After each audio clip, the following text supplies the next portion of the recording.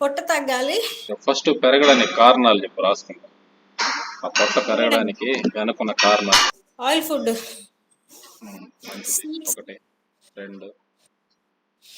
ఏం పని చేయకుండా ఒకటే దగ్గర కూర్చోవడం, మంచిది. తిన్న తిన్న వెంటనే పడుకోవడం.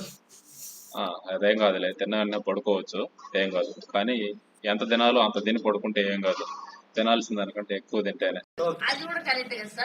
ఆ, బ్రేక్ఫాస్ట్ బ్రేక్ఫాస్ట్ స్కిప్ చేయడం. దానివల్ల మధ్యాహ్నం ఎంత తినడం.